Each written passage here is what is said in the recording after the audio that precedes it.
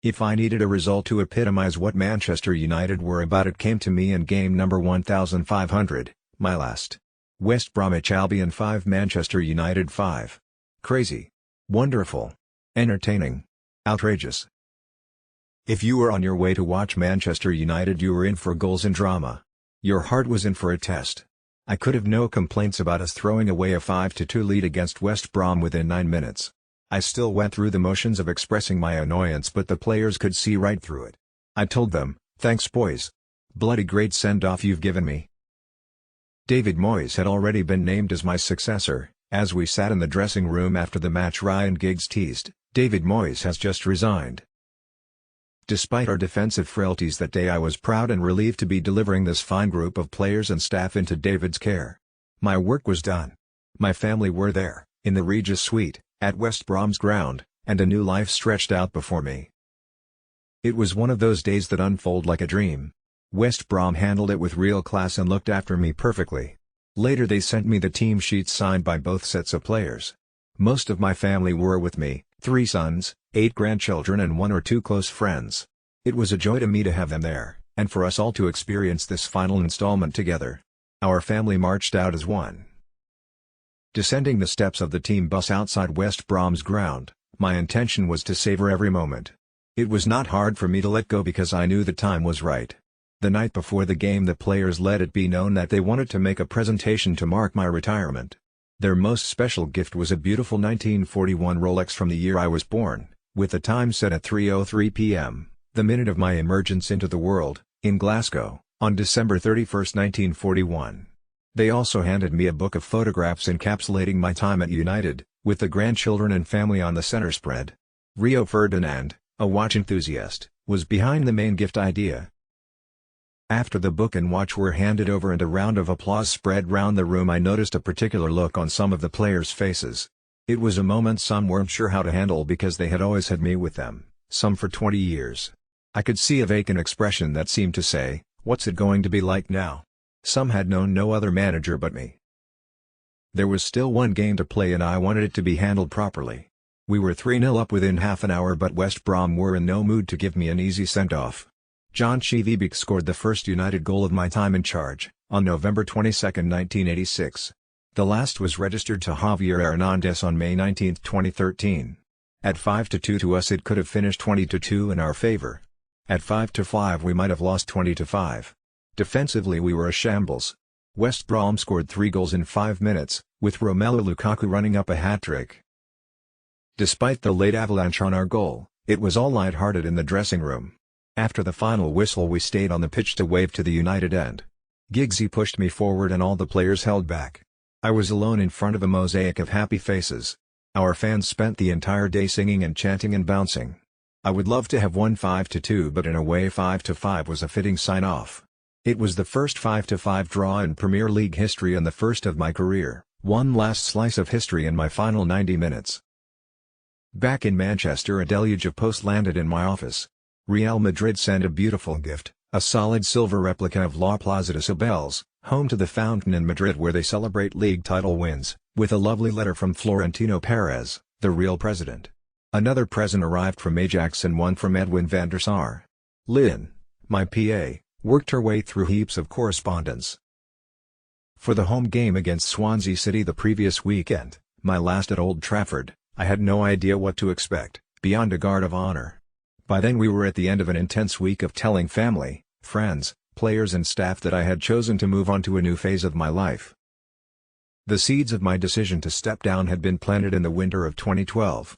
Around Christmas time the thought became sharp and clear in my head, "I'm going to retire." "Why are you going to do that?" Kathy said. "Last season, losing the title in the last game, I can't take another one like that," I told her. "I just hope we can win a league this time and reach the Champions League or FA Cup final. It would be a great ending." Kathy, who had lost her sister Bridget in October, and was struggling to come to terms with that bereavement, soon agreed it was the right course. Her take was that if I wanted to do other things with my life I would still be young enough. Contractually I was obliged to notify the club by 31st of March if I was going to stand down that summer. By coincidence David Gill had called me one Sunday in February and asked if he could come to see me at home. A Sunday afternoon? "I bet he's resigning as chief executive," I said. "Either that or you're getting sacked," Kathy said. David's news was that he would be standing down as chief executive at the end of the season. "Bloody hell, David," I said. And I told him that I had reached the same decision.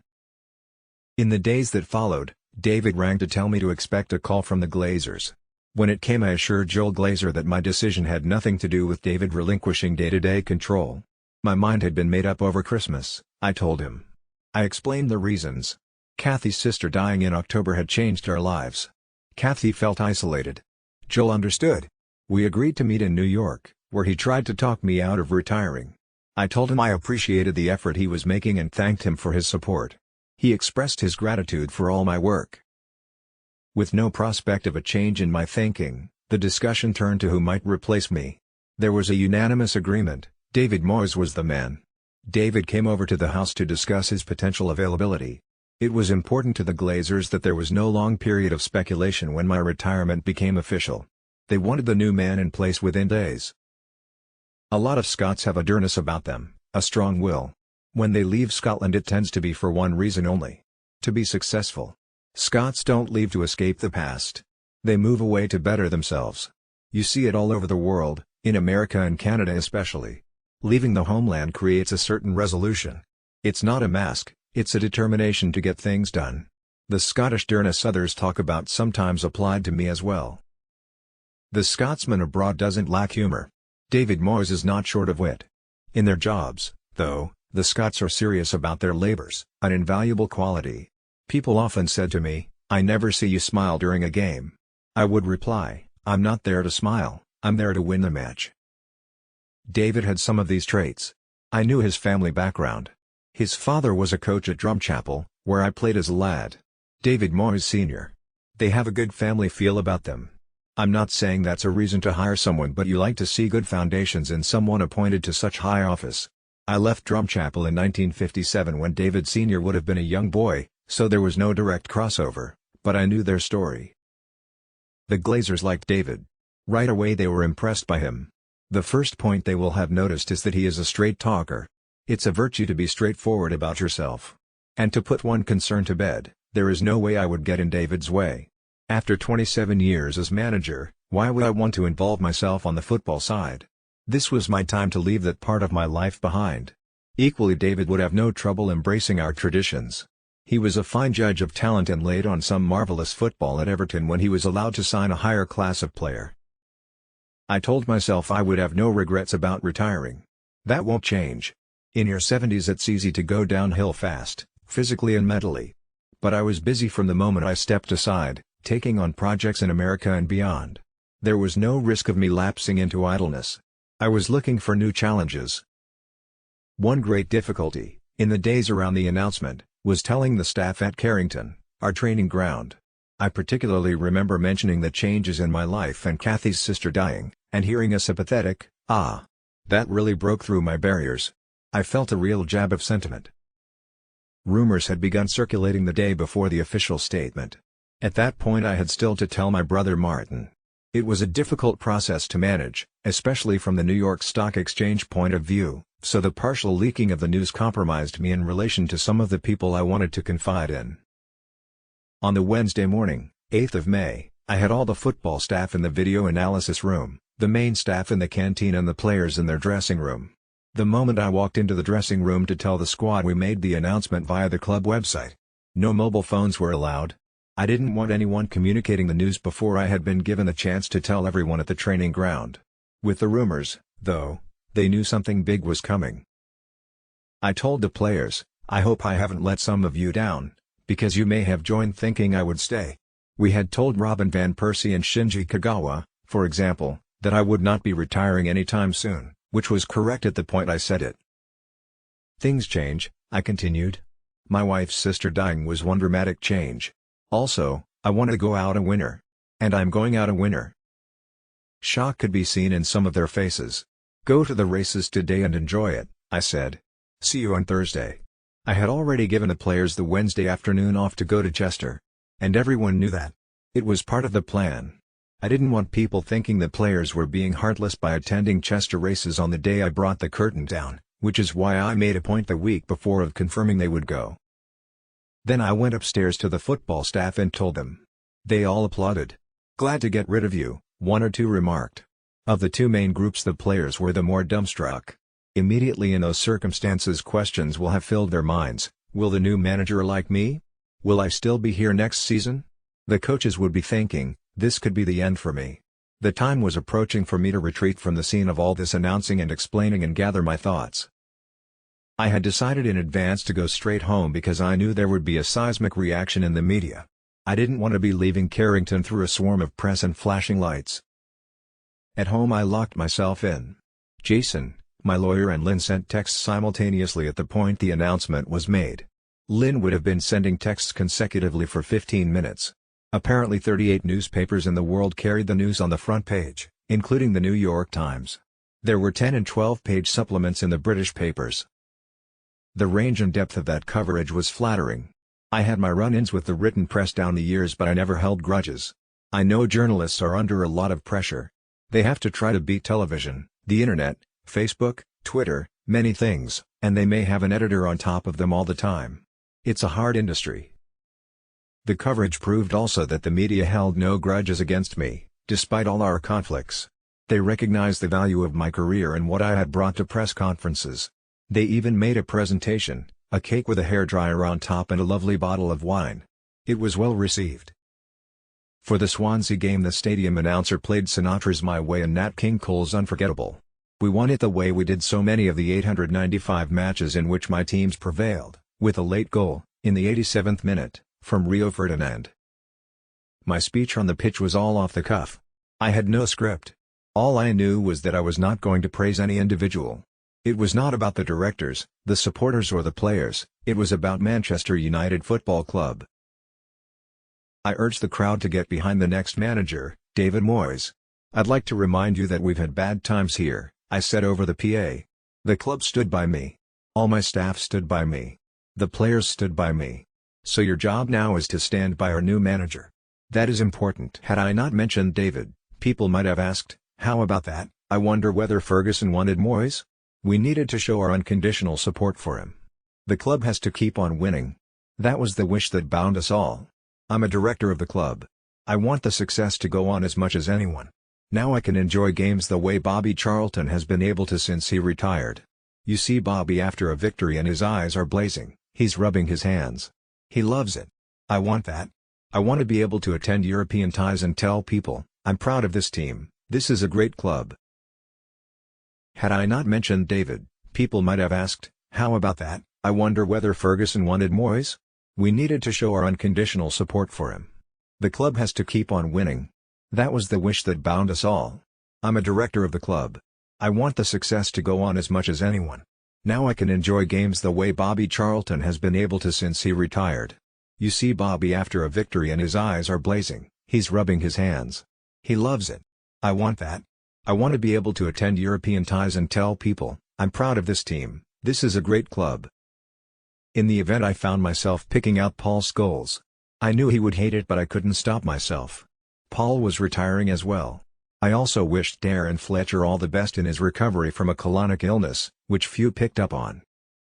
At an airport a few days later, a guy walked up to me with an envelope, saying, I was going to post this to you. It was an article from an Irish paper arguing that I had left the club the way I had managed it, on my terms. Typical Ferguson, the author wrote. I enjoyed that piece. That was how I saw my time in charge of United, and I was proud to see it described that way. As I slipped out of the picture, David brought in 3 of his own staff, Steve Round, Chris Woods, and Jimmy Lumsden. He also added Ryan Giggs and Phil Neville, which meant that Renee Mullenston, Mick Fellon and Eric Steele lost their jobs. It was David's call. I told him that if he kept my staff I would be delighted, but it was not for me to interfere or prevent him bringing in his own assistants. Jimmy Lumsden had been with David a long time. I knew him from my Glasgow days. Jimmy was born about a mile from me, in the next district along from Govan. He is a good wee lad and a fine football man.